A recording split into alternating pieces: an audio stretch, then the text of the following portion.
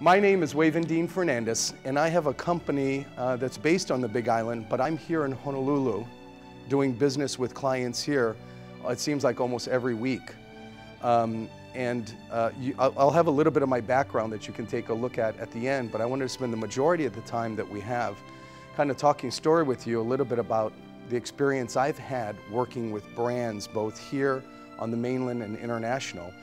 And really, this presentation is for you folks, because let me have a show of hands. How many of you are all small businesses, either work for one or you are your own business in that sense? Okay, so really along the philosophy of the Manini, right? And I think what you want to take away from this is some tactical things, empirical things that you can actually do to help the business, your own business, right? So I'm going to talk a little bit about theory, a little macro, then to micro, and spend a lot of time just kind of talking story with you folks about things that you can do, a lot of cost-effective things that you can do also. I think when Jim and he first had a discussion with me about participating both as a speaker, and we helped with a lot of the design materials for Manini that you see also, the program cover, the ad and PBN, if you saw that, a few of those other things. He said, really, and what I want folks to come away from this thing is, you know, top 5 or top 10 things they can take away and actually implement and use. So I'm going to give you a little bit of the theory and the background, and we're going to end with some of those things. Is that fair? Good? Okay? And stop if you got any questions, because once this Portuguese gets rolling, it's a hard train to stop. So just raise your hand. Hey, bro, I like ask one question. Stop now. Okay. So let's talk story about branding a little bit. I'm going to do a lot of pictures and metaphors with you because I'm a pretty visual guy coming from a design background and a strategic branding background. I see things in pictures in a lot of ways. So I want to talk to you about what brand and branding are, because sometimes people use those terms interchangeably. And if we can use the metaphor that the brand is really the acorn, and that's going to grow into the oak tree, which is the process of branding and how you grow that, right? And I guess the metaphor, if they had a great stock photography for Hawaii Library, I would have put the macadamia tree or a mango tree, because to carry the metaphor a little bit further, through your efforts of branding, you're trying to create this long-term sustainable entity, if you will, you know, the oak tree, and have that provide fruit for you. So the metaphor, the macadamia nuts or the mangoes or whatever, but you kind of get that concept. So as we go through thinking about that seed or that acorn that's going to grow into whatever tree of success, if you will, that you want your brand or your business to represent. That's good? We're hanging? Okay. Taking a look at kind of the definition of the acorn is the brand, right? And that's the core essence and value offered by your brand and your service. And we're not talking about just business to consumer relationship. We're also talking about people who are in a business to business relationship too. So also think about your supply chain or your food chain, if you will, if in your business, the other vendors and the other providers and the other partners that are in your hui, if you will, your ohana of how you deliver something of quality to whatever your customer is. Make sense? There's a 1 + 1 = 3 factor here. There's a multiplier that if you really get brand and branding done well, it becomes greater than the sum of its parts. It's got to be authentic, folks. It's got to be about who you really are and what you can authentically deliver. And you're going to hear that word authenticity, relevance, appropriateness, consistency, because it's that drip marketing concept, right? It's not something where I'm going to send out something fantastic to 100 people and then 2 years later send out another 100 things to those same people or different folks. It's much better to send out something quarterly to 25 people than it is to do it to 100 once, right? Because really it's that consistency, and we're going to talk about that. There's probably folks within your sphere of influence and your relationship base that you probably haven't talked to in 3 to 6 months, and those are your primary brand loyalists, right? And we're going to talk a little bit about what's near us in. In many cases, we look for doing this big mass thing, and we forget the folks that are most important, that are closest into us, and that would provide the greatest return on the results. Mind and heart, you're going to hear that a lot about. A lot as a theme throughout this also. We talk a lot about branding, and it's kind of head stuff. The truth is that brands are all emotional. And if I brought the Starbucks that Jeff had got me this morning, which I'm passionate about, green tea frappuccinos, right? That Starbucks brand is not an intellectual thing for me. That thing is an emotional thing. I start my day with that. You all have brands that you have in your life that are like that for you. Now think about the extrapolation. If you can become that Starbucks or whatever that brand is for you, to your customers, That's the Holy Grail. That's where you want to get to. I'm not going to follow a lot of what's on the screen exactly. If you guys want, this, you can talk to me later, or take a little bit of notes and we'll catch up. The branding part is the oak tree itself, right? It's the entire strategic, so the mind, and the creative process, right? It's not just the heart, it's the mana'o, it's the feeling, it's the spirituality part of it too, that is involved in creating, see I gotta read this because it's like so heavy, the long sentence. Creating, embodying the expression of your brand across all customer touch points, right? Or prospect, potential customer prospect touch points, whether that's visually, verbally, and experientially, looking at that holistically across all 6 senses, right? And then design your brand expression across all of those media types, however it's relevant, appropriate, right? And doing it consistently as we talked about. And that's from the traditional print things that you know about, print, radio, television, online, which is the virtual world, the internet, the folks just before us were speaking about at the main, to any physical space, whether you have a retail store or whether your brand just shows up at different events or it's outside in a kiosk or whatever the case might be. Branding is the process by where your brand comes to fruition and provides that value to your customers, right? And of course, that return to you. So it has a lot of different benefits in terms of providing shelter and shade and all of those kinds of things. And really, when you take it to the next level, branding done well, great branding, actually puts a root system in place, a root structure in place for your oak tree, macadamia nut tree, mango tree, whatever the tree you want, right? Puts that root system in place that it can weather the storm. Whether that storm be a literal storm, an economic storm, as we seem to be experiencing some heavy trade winds right now in the economy and things are happening and all of that kind of stuff.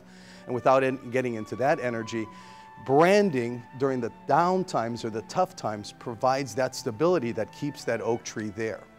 And there's a different way to think about strength. I was named after the 1960 tsunami in Hilo. And that 30-foot wall of water came 3 times off the palm trees in Hilo Bay. There's nothing left in Hilo Bay right now if you've been to Hilo and see the soccer fields, right? Except for what? The palm trees. Because they bent. They went with the flow. And the root structure was such that it gave, right? So when you think about branding, don't necessarily just think about the metaphor of the oak tree that will stand there strong and like, strength is also flexibility and moving with the energy and seeing where the flow is and appropriately going. Does that make sense too? So seeing it in both places, right? So think about root structure and think about the strength that your branding is going to give your business and build a foundation for your business over time. Brand marketing, and that's why I use the name, it's MANA, Strategic Brand Marketing and Design, because the design is really, it's beautiful or whatever the case might be. It's not necessarily the most important thing. The strategic part of it is really key and marrying that up. And the brand marketing piece is really just this. And sometimes we may get a little metaphysical on you. It's putting your materials information in strategic proximity to your customers, their touch points, doing that consistently, appropriately over time, space, right? What essentially means is that you have a product or service or offering, even if that's an individual you as an entrepreneur, and you do consulting, right? So there's nothing tangible other than a report or talk story or whatever it is that you might provide. That is a brand with a product and service, right? And you're going to put that or hope to put that into proximity with your prospects who might be looking for that. And what you're really looking at is the law of attraction and vibrational proximity, if you get what I'm talking about. And your brand marketing pieces should look at how to do that authentically to put that into proximity with those prospects, right? So that process, that creative process is one thing, and then the strategic process of thinking about who those people can do, who are those folks that might find what I provide of benefit, of service, of value, and how do I get that in front of them for the awareness, consideration, sample, that whole life cycle that happens when somebody is going through the process of looking at whether they're going to call you, email you, contact you in some way to talk story about your services. Is that rolling with you guys? This brand expression, if you will, is one piece of it or one facet of it, right?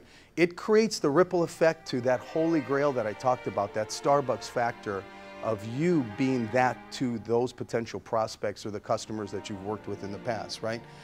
So that little spiritual essence, you know, if you just really take it down, it's like, who are you? Why are you doing this? Why are you doing your own company rather than working for company X or in company X? What is it that you care about? Why do you show up to work every day beyond just the dollars of it, right?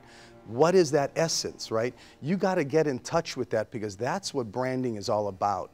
And when you do that, that takes branding from talking about being a logo, which is something that we apply to something consistently. That is a process, that's a transaction, to talking about what is your core brand identity. And you'll see it referred to there as your core brand identity, not a logo. Not that logo is wrong, it's just really the physical process of applying something to something else, right, as a carrier. But what is the essence of your core brand identity? What's the essence of why you're doing this, right? Get down to the mana'o of it, right?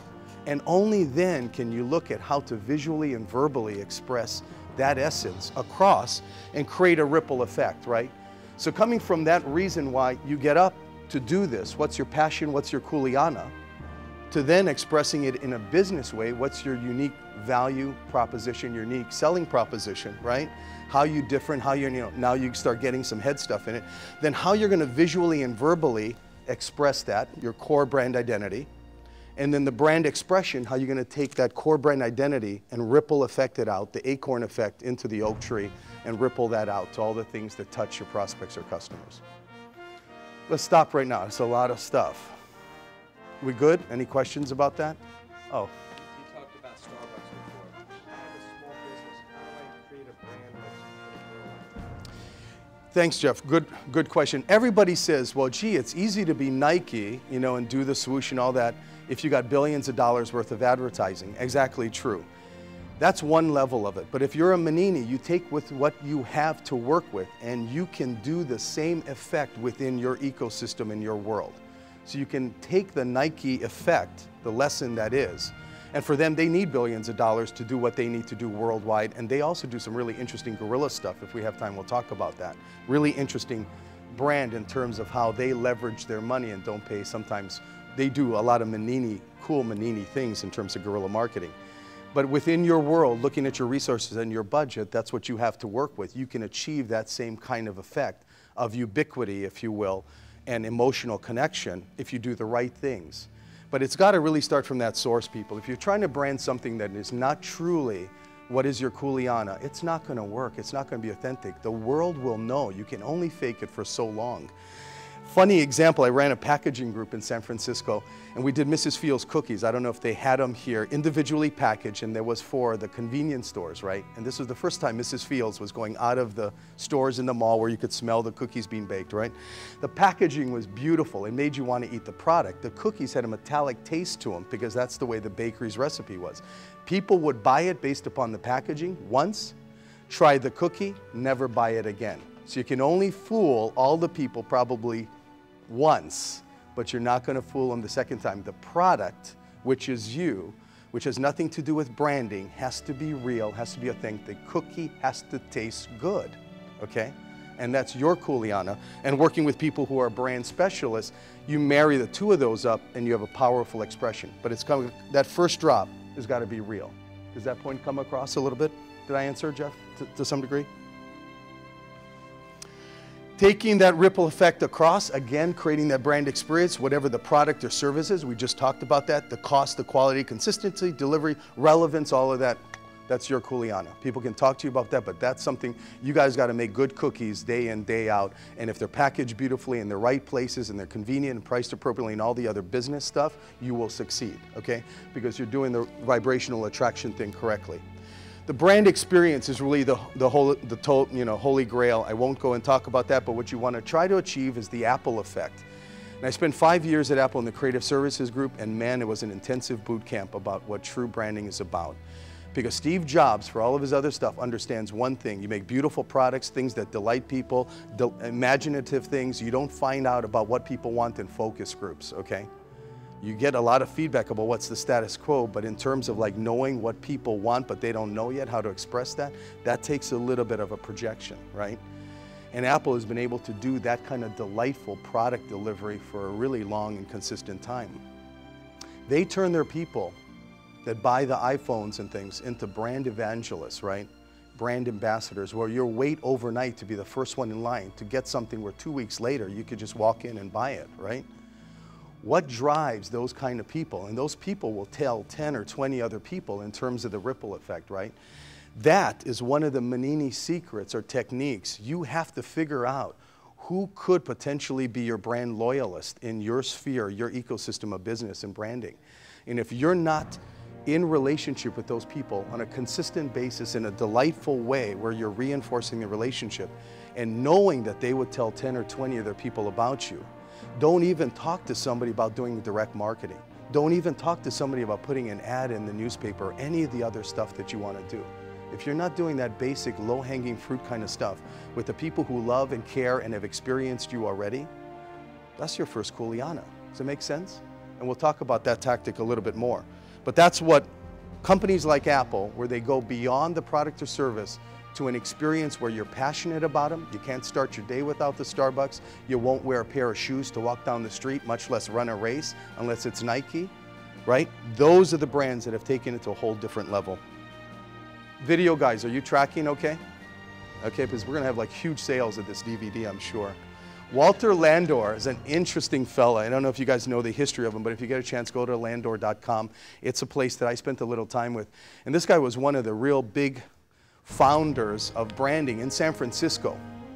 When he started in the 60s, his background was design and packaging design and everything, right? When he started back in the 60s, San Francisco was a backwater, if you can imagine, for design. It was New York, Paris, and Europe, but in the US, New York was it. New York was the center of design, still is for fashion and a lot of things, right? But for branding and packaging and all those kinds of things, San Francisco was like nowheresville. So Walter figured there's no way that he was just going to hang his shingle out. He had to do something out of the box, something special. So he went and bought the Klamath, which was a ferry that used to take people across the bay, refurbished it. This was before computers, obviously, right, you guys? Refurbished it, put electrical cable, put his design studio, and would host the most incredible parties in San Francisco with all of the digerati and the glamour and of that age coming, right? And all of a sudden, New York started waking up and seeing that San Francisco was showing up on the radar screen, attracting really great designers and big clients and big projects and all those things. Eventually, he moved it to the front of San Francisco right now, in a big brick building what they have. But he said something really powerful. He said brands are built in the factory, but products are built in the factory, but brands are built in the mind, right? Taking that one step further, that was true before, it's not enough anymore. For brands to transcend and go to that place where you are passionate about them, they've got to connect the heart. They got to do all the mind stuff, the quality, the delivery, all that. They got to make great cookies, but they've got to somehow find out a way to be relevant to your life and connect to the heart. Who has that kind of relationship with us where they would actually put a tattoo of the brand on their body? I mean, talk about the ultimate passion and connection to a brand. Let's talk about permanence, right? They're taking that with them to the other side when they make the transition, right? How many people would do that? I mean, Harley Davidson comes to mind, and that's what that fella has on, besides Mom up front, which I guess is the other brand that he's going to take with him. He's got Harley Davidson on the back of his arm, which I've got circled, right? So think about that. Not necessarily that you want your brand to be showing up in the tattoo parlor as one of the options, but think of the degree of connection that the Harley Davidson people have to their brand. Maybe the hardcore people are different, but think about all of the other folks that are the doctors, the lawyers that put on their leathers and, you know, get their bike and ship them over to the Big Island, and we see them cruising around the whole island because you can drive for a long time, right? That is a brand that's truly transcended just making, well, they made bicycles in the beginning and then went into motorcycles, and they created a lifestyle expression that if you don't even buy a motorcycle or have one, but you wear Harley stuff, somehow you're like, we're connected, right? Harley had a really interesting full page, and there's a certain degree of verbal voice that can come with the, you know, the tone of a brand. They had a great article. And I get USA Today because I would love to see what the mainland looks at, right, rather than just the local papers. They had a great full-page ad, and Harley is talking about kind of getting out in front, as they talked about, Jim talked about this morning. We don't do fear. And they're talking about the economy and all the things that are going on, and it's a great thing. It says, if 105 years have proved one thing, it's that fear sucks and it doesn't last long. They're talking about we've been through wars, we've been through an economic down cycle and stuff. So screw it, let's ride. This verbal expression is totally within the voice of that brand, right? So even if you don't buy a motorcycle, you subscribe to that kind of tone, that kind of thing. You are part of that brand evangelism, if you will. So what brands have customers who are that kind of brand evangelist for them? Some of those are probably familiar to us. Some of those might even be on your personal board. If I were to say, hey, we're going to throw out magazines, I want you to clip and put the brands and just on your board, right? That's not necessarily the Harley Davidson. I'm going to show you which ones are my personal ones. Anybody can relate to some of those? In-N-Out Burger, I have a petition going to bring them to the islands. It hasn't succeeded yet. Apple, obviously Whole Foods. Yes, Oahu, 3 of them were coming back a lot. Enterprise Rent-A-Car, I rent cars, a lot for traveling. They do a fantastic job. Big Island Candies, how many folks are familiar with that brand from the islands? How many people think that's an awesome brand? And they do a really incredible business model. You can only get Big Island Candies at the factory/retail store in front or over the internet. There's no other kiosk or specialty store, nowhere that I know of internationally that you can buy those things. And it is probably one of the Big Island's most successful and largest revenue companies, right? Pretty interesting from the background that those guys started. And it almost went down if you look at the history of it. And the internet came and he rode that stream up in terms of getting people to come there, experiencing, and then when they went back to Japan, where are they going to buy it? Right through their browser. So anyway, I want you guys to think about, and you can even do this and jot them down, what are those brands that you wear, eat, consume, live, breathe, that are in your life that you feel that way, that you would take their identity, put it up on a page and say, okay, this brandscape represents the things that I'm passionate about. These companies do things right in such a way, the right product, the right price, all the right stuff, right? When you get done with that list, folks, I want you to figure out, one of the processes is to think about how you get your brand identity expression on that page for your customers. You get the point? How do you do what these guys do, to Jeff's question, in the way that you can afford, right? Because none of us have the resources that a Nike has. So it's immaterial. We take the resources we got, we try to be innovative, cost-effective, figure it out. But the goal is to get your brand on your customers' and prospects' page. And to never, if it gets on your customer's page, never ever let it get off. Because you just achieve cost of sale getting it on. And by not maintaining a relationship, if it slips off, shame on you, right? Because it's much tougher in many ways getting back that relationship. So before you plant that acorn, if you will, to grow that oak tree, you want to take a look at the strategic process. What's the brand gap that exists for your brand?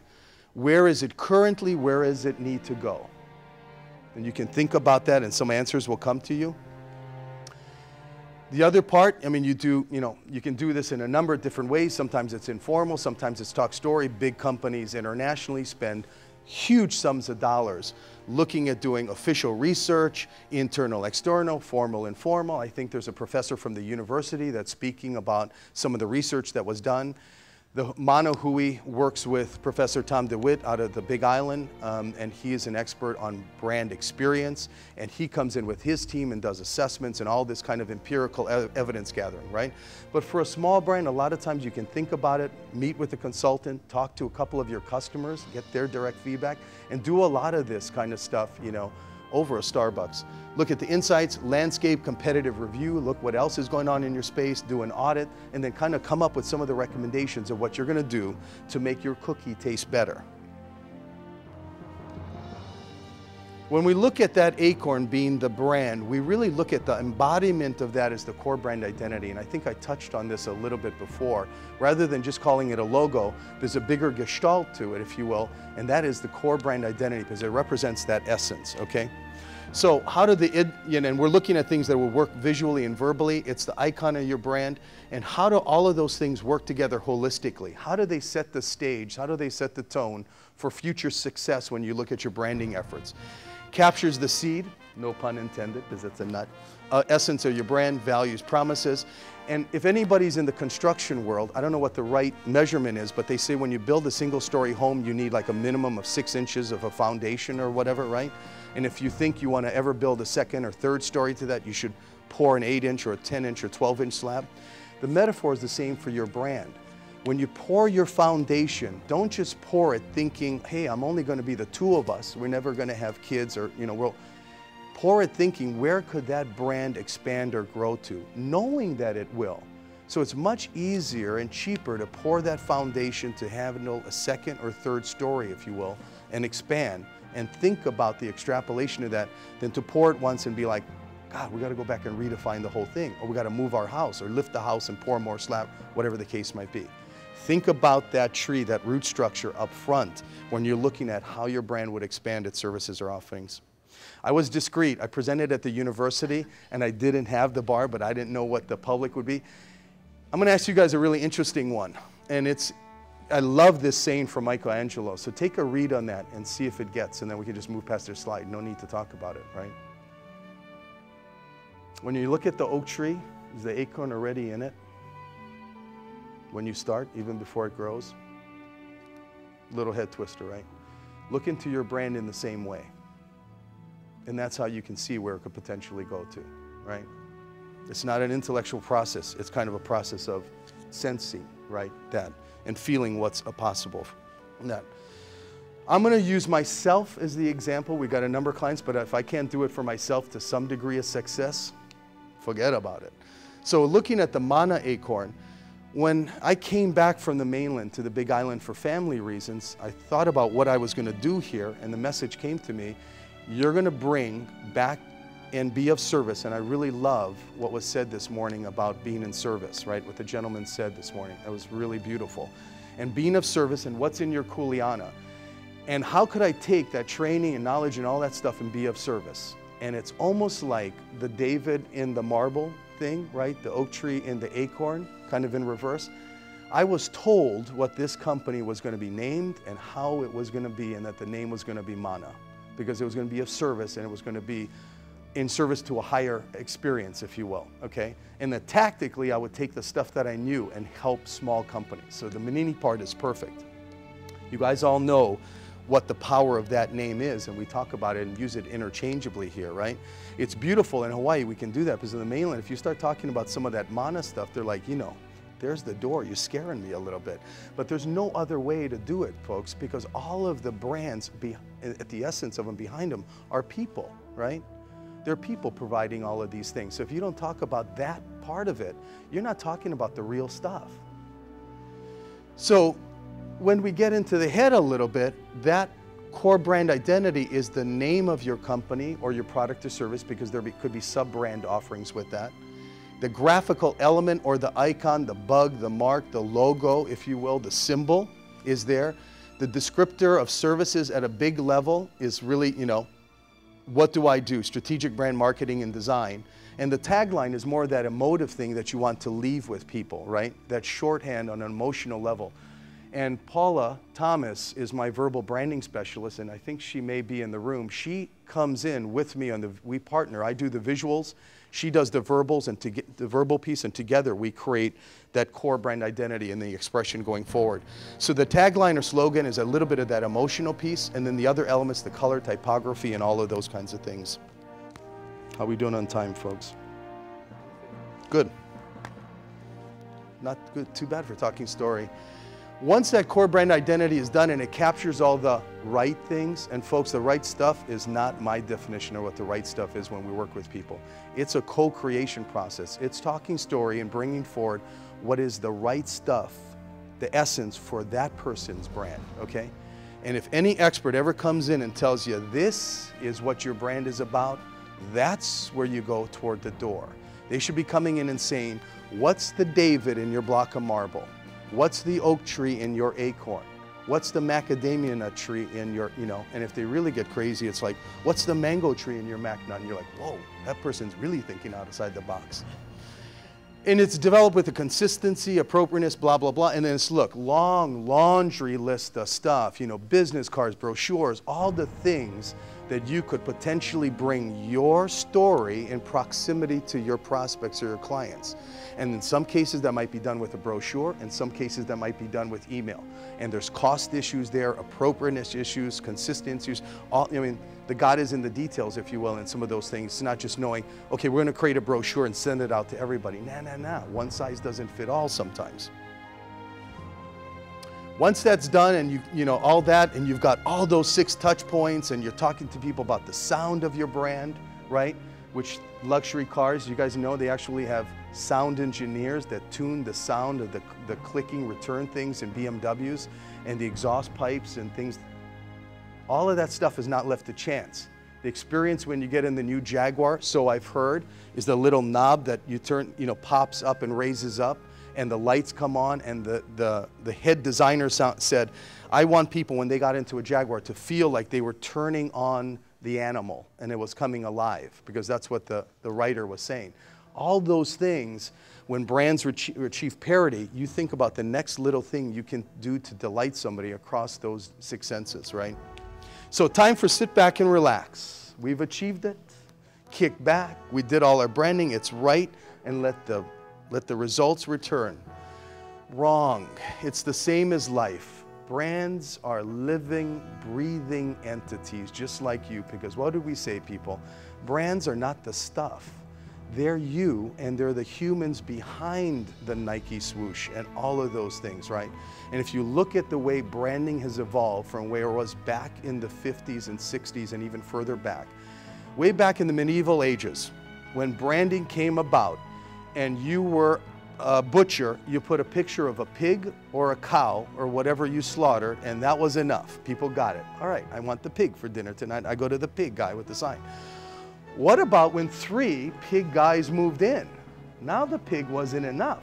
Had to have Joe's pigs, Harry's pigs, and Bob's pigs. And somehow, they had to differentiate their offering from the other one, or how would you choose, right? Either on price or service or whatever the case might be. We fast forward to the days like today, right? And that's not just about the visual expression, it is all about the experience part of what that brand has become. Because there's so many choices in the luxury car mode, right? The Jaguars, the BMWs, what's gonna differentiate one? Well, if you have an affinity for Jaguar and you go and the thing comes alive, and you go into a BMW and it doesn't, is that enough to make the difference for you? And the car has to deliver in all the service and reliability and all those other things, which Lexus made a huge impact because they delivered on those things, and that wasn't necessarily the reputation of luxury cars from Europe before that, right? So it's not. You don't kick back, have your Mai Tai. You got to keep going. Because this customer service, this customer experience thing is a very elusive thing. Just when you thought, like the fairy dust, you captured it, it flies off. And when you think you captured it, you don't have it. Because it's something that's experienced in the heart, and it's constantly experienced in different ways by all the people that come into connection with your brand. Singapore Airlines has an incredible reputation. I've not been so blessed to be on Singapore Airlines, but I hear it's fantastic, especially if you can fly first, right? And they really bring that forth. And we can talk about the gender cueing of the guy being served by the woman and all of that kind of stuff in terms of the ad expression, right? But what they're trying to say is that you get on our plane, you're gonna take your little booties and you're gonna be taken care of, and you're gonna get to your place rested, et cetera, and you'll pay 12 grand to go first class with it, so you better enjoy it. So we can all appreciate this of how to get from that level, right? So how do you guys, and this is where we go in the final home stretch, how do we go to talking story about how do you do it for yourself, your own brand, your Manini brands in a cost-effective way? Let's take a look at the courting process. Let's see if there's anything else in our experience that offers us some degree of clue to how we should do for our branding, right?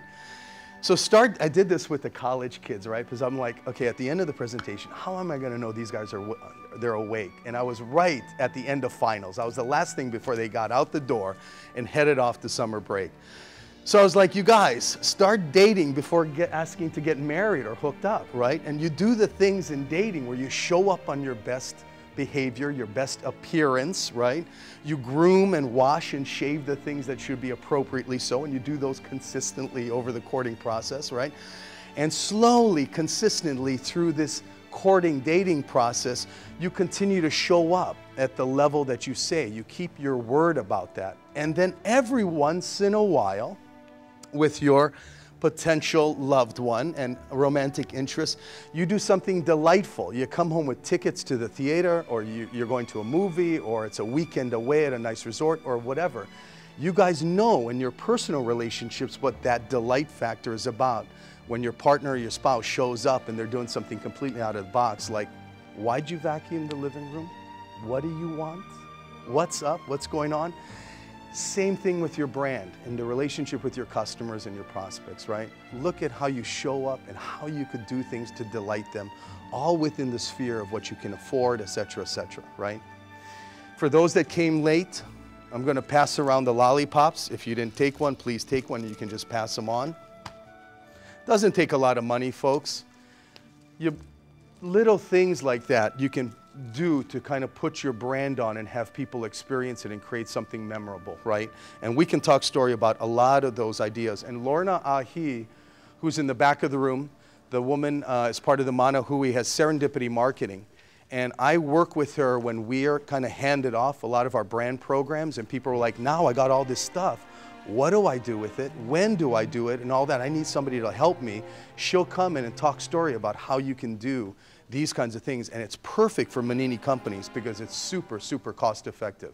Think about the unit cost for that little lollipop. Not much. A little label, a little delightful experience. Would it be the same handing it out with the little Mana icon on it? No, but with your brand, it's carrying across. You know, and I won't say the cheesy thing, hey, taste the brand experience, right? I think you can get that part. All right, as we go into the close, top 10 branding suggestions. Here we go. It's never going to be seen again. You will not get copies of this. Take notes. So I'll read them through, and then please, if you got any questions, we'll talk about them. So consistent and appropriate, right? I put those words in there because you got to look at that thing, right? Consistency talks to the, do I do it once, 100 once every 2 years, or do I do it 25 every quarter, or do I do 10 people every month? Whatever it is. And it's not going to be the same for all the people in your database, you know, or your contact sphere. You need to look at who are the A's and B's and C's and D's. And there's different criteria. We talk to clients and customers about how people make into that category, right? And I'll spend a little bit of time on that. But essentially, the A's are like, I'd have them over for dinner to my house with my family. Those are your A-level people, okay? The B's, I'd have them over to lunch at my house. The C's are like, I'd go out to breakfast, lunch, or dinner at a restaurant, but never at my house. You get the point? There's like a little shorthand, so then when you go through your database of contacts, you kind of know where to put those folks that you've done business with. And then the D's and stuff are the ones where you got a business card, you think they might be interested, you want to put them on drip marketing, send them an email flyer every once in a while, etc., etc. David Wilkinson is in the room too, and he's the most incredible sales trainer, you guys, for this. And I'm in his course, and I'm like, I need to be in it once. And it's Sandler Sales Training. You guys should talk to him. He has a booth out there. We talk a lot about, you know, how to do the drip marketing. He does a really effective job. Every week or so, one more of his nicely, beautifully designed newsletters comes through, right? And it's all about sales training and techniques and stuff. Not selling his services at all. It's educational, right? And that's one of the tips I'm going to talk to you guys about. So David, you'll be getting folks coming to visit you. Create and execute your brand marketing with quality design, people, messaging and printing.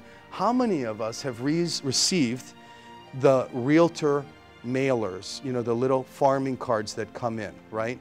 And they look like they're done on the most inexpensive paper with the labels put out like there wasn't a lot of kind of like custom crafting or thought to it, right? If you're going to do that and you're just going to blast out, know that you're going to probably get very minimal return from that. And that, is that the way you truly want to represent your brand? Leverage all the different tools and assets available to you for both physical and digital marketing. Like David's example, use articles or news, information sources. Try to leverage up the vibrational scale from just doing a transactional experience in terms of your brand or a transactional kind of interaction to one that becomes a value added where you become a trusted advisor, okay? The people look to your brand for something more and they get that back. And there's tons of articles and things that you can leverage in the right way to educate your customer base and your prospects. Here's an obvious one. The folks this morning talk about it. Put your website at the center, at the core of your marketing outreach efforts. The URL has got to go on all materials. We thought we'd have covered that one about 10 years ago, right? You still see stuff where it's like, where's the website? On every piece. Don't send out a piece unless there's a real reason for it. And of course, you can even put specific URLs to track entry coming into that place from your different marketing, right? Compelling website design on a content management system platform. Talk to the Empowered guys if you want to understand what that's all about. The days of hand coding sites in HTML and such are gone. You should not have to be going through a designer to get your sites updated. You should have direct access to be able to change pricing and pictures and content once the design look and feel is set. And the only way to do that is to have access to a content management platform. Again, the roots, the foundation for that tree that you want to build, that's your brand. And a rich user experience, appropriately so. Don't put 10 or 15 minutes worth of video if it has nothing to do about your product or service, right? Use that relevance and appropriateness as kind of your filter for what to be akamai about putting on your site. Consistent and appropriate drip marketing campaigns, and we could spend a whole day talking story about that, the sequencing, etc. Talk to Lorna also about some of those things. We talked about professionally designed website as I love metaphors, eye of the hurricane, center of your marketing universe. There's a lot of different pieces like search engine optimization, website analytics. Folks, if you're not getting a report back from your website about where people are going on your site. This is Google Analytics Doc. Talk to Chris Hamby. He's got a booth out here and he's presenting from Empowered, right? If you're not getting a report from your website provider, your own whatever, about where people are going on your site, how much time they're spending, what they're doing, then how do you know what changes to make to improve your site experience, right? And if you're doing marketing, you want to do a benchmarking before you send out whatever the marketing is, and you want to check and see what kind of response you're getting from that marketing. Because trust me, most folks will go to your site before they'll ever think about calling you or emailing you. And when I do some outbound marketing stuff, we'll look here and we'll see the traffic coming to this place. And you can take a look at these reports. Really simple, easy to understand. Google Analytic Docs, you have to have some code in your site to be able to read it, but it can be added into any other site. And talk to Chris Hamby, he's the man about that kind of stuff. We're getting down to it. It's really interesting. Right now, a lot of pain in the airlines, right, about prices, the fuel, and all that kind of stuff. It's kind of funny because you see some airlines, like Harley-Davidson, taking the contrarian point of view about all the doom and gloom, where they're talking about, hey, everybody else is cutting back on the little things.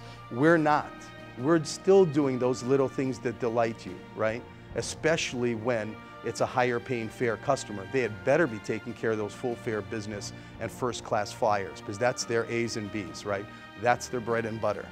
And it's really kind of interesting because we were just at the AMA Marketing Awards, and one of the winners was for, I think it was Central Pacific Bank or Hawaii Pacific Bank. And they stay open till 6 o'clock and everybody else closes at 4. So there was a huge campaign, which you probably saw, about the fact that we stay open 2 hours longer, right? Talking about, while everybody else is taking away, we're giving back. Harley's talking about, while everybody else is in fear, hop on your hog and ride, okay? Got it. Last slide on this, position your brand as the trusted advisor. We talked about that, not purely transactional. Leverage radio and television appropriately. Very expensive mediums, but also very powerful and effective, well used, okay? Participate in industry organizations, join the chambers, join the Rotary clubs. Get your brand involved in the community, give back, be of service. Put your kuleana out there. Okay, this is another one. Train, motivate, empower your most important brand advisors. Who, folks? Your people. The folks that answer your phones, if that's you, that's cool. The folks that go out and service the things you install, if that's you, that's cool. You get the point. Take care of your people because they are your brand experience and your brand ambassadors.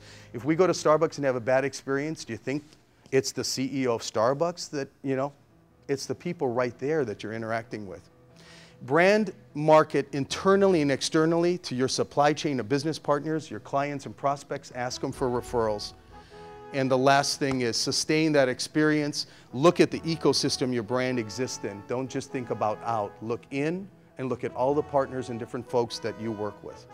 It takes a village. It takes a hui. There's no one person or source or agency I know of that can do all of these things at an expert level. You bring in a ton of different folks to kind of work with who are experts, like David in sales training, like Chris Hamby in the internet stuff, like Lorna when it comes to long-term consistent marketing, like Paula when it comes to verbal branding, like Jeff who has a legal background and looks at all of those kinds of issues and things, right? It takes a hui. It's not just like one thing. And you need to look at who's in your hui to provide a more full, robust range of services. You don't and shouldn't have to do it all, okay? What makes Mana unique? Forget it. Who are you again? That's me, family, places I've been, brands I've worked with. How we doing on time? Done. So we got 11:15 is official break. Questions, anybody? Oh, come on now, you're gonna scare me. Return.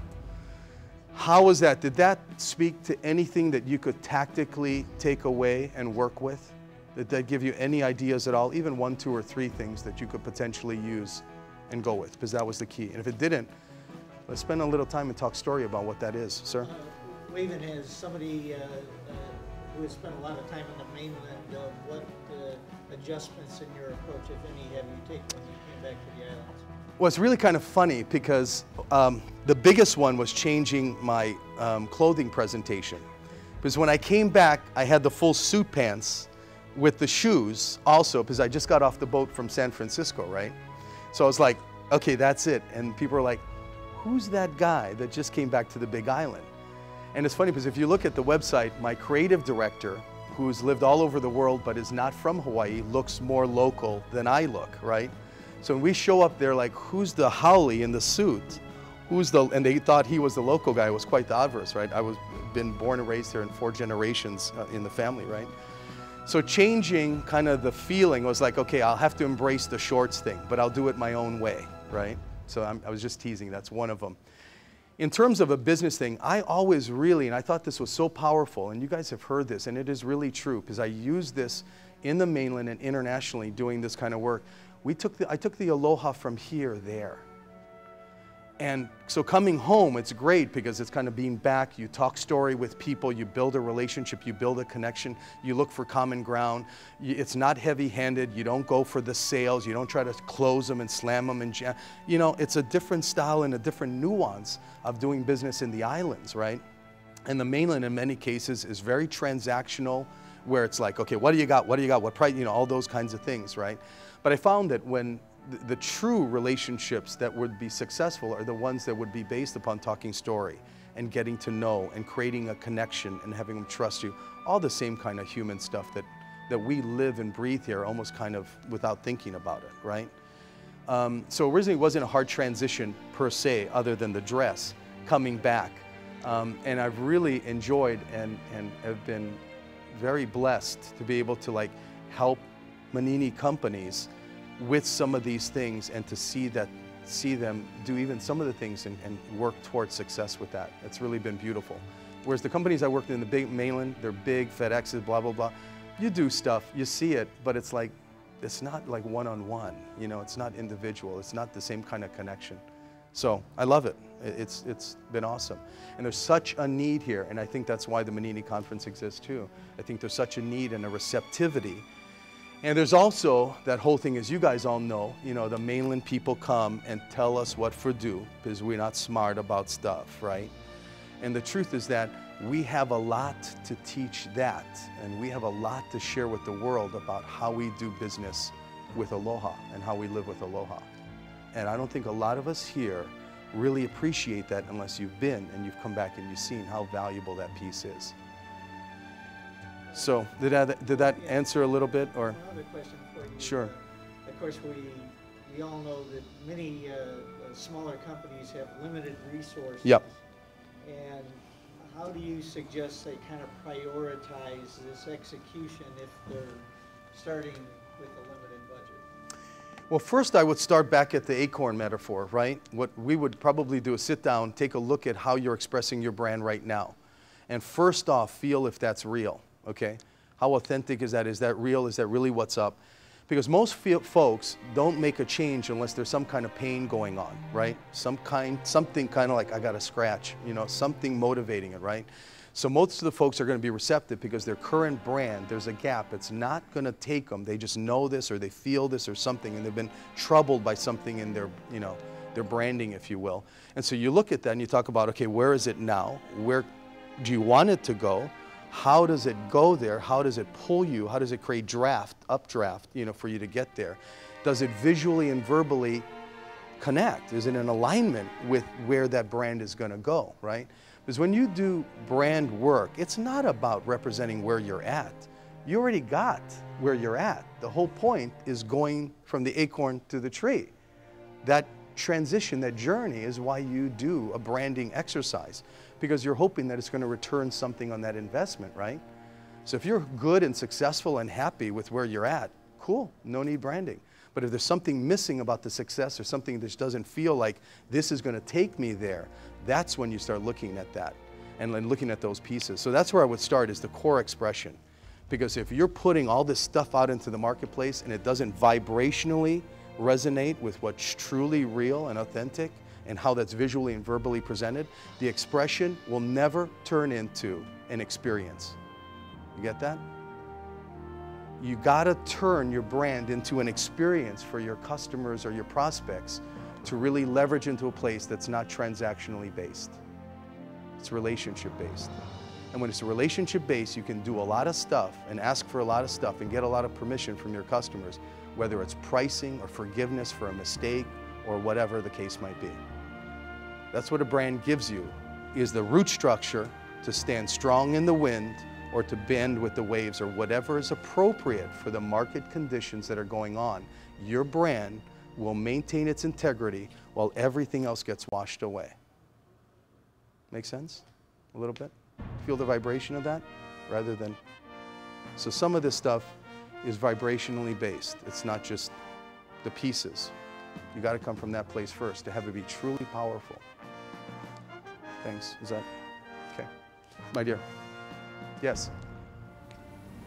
How can conference participants get copies of your collaboration?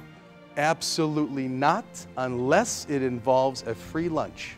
Jeff knows I won't tell him anything until the tab gets picked up. No, I'm kidding, yes. With the Portuguese, you feed them, I'll tell you everything for free. No. So yes, please, if you would, just drop a business card with Lorna and we'll get one out to you. Or I'll post it on the website, or you know, whatever the case might be, right? And if there's any questions on any of that, call me, we'll talk story. What I typically do is if people want to talk story, we go out, they buy the Starbucks, we'll talk for an hour, sometimes 2 hours it goes into, and we talk story and see if there's a fit, okay? And that's another difference about the mainland. They're like, well, you're ready to buy, or you're ready to buy right now. What if I, and it's like, yo, dude, not used car sales. We're talking about vibrational alignment. You see if there's a fit to work together first, folks. If you do all that kind of stuff, folks, if you do the experience stuff right in your brand, the money will come. No worry about the money first. Get the experience stuff, the vibrational alignment, the money will come. Make sense? It's hard to believe that sometimes or know that in challenging times, right? But you got to know when to bend with that water or when to stand strong with the wind. You got to know what tree to be when, right? That's part of the nuance of it. But your brand will succeed, it will thrive, and it will return your investment for you. I've seen it time and time again. Absolutely essential for small businesses to do it. You don't have the kind of resources a big company has. You have to do it right in that sense. Thank you, folks, for your time and attention. I'll be here after 11:15. You want to stay and talk story, and we have another little something for you guys to take besides the lollipops. When people ask me, hey, do you have anything to hand out? I have these little packets, and if you're so interested or so inclined, Lorna has some. You can pick one up and you can take a look.